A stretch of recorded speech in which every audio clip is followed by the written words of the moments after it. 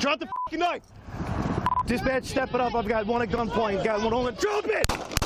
We do not shoot people in that situation. The situation is that a $10 million lawsuit has been filed by the family of 57-year-old Frank Robles after Frank was shot by a Roseville police officer after a traffic crash when Frank refused to put down a 4-inch fishing knife. This all happened back in April 2022. My client was involved in a head-on collision with a semi-truck.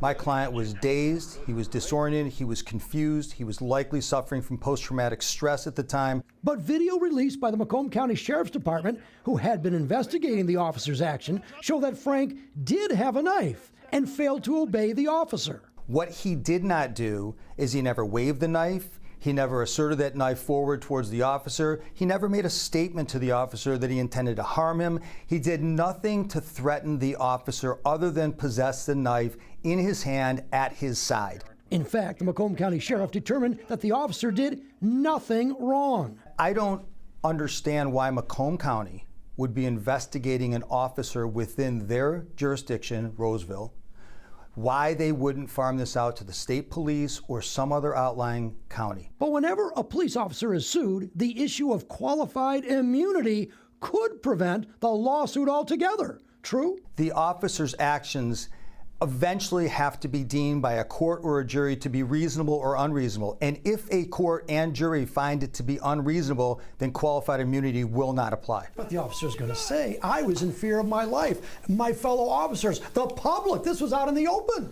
Every officer says that in a fatal shooting. The city of Roseville has denied any wrongdoing in this civil case. No court date has yet been set.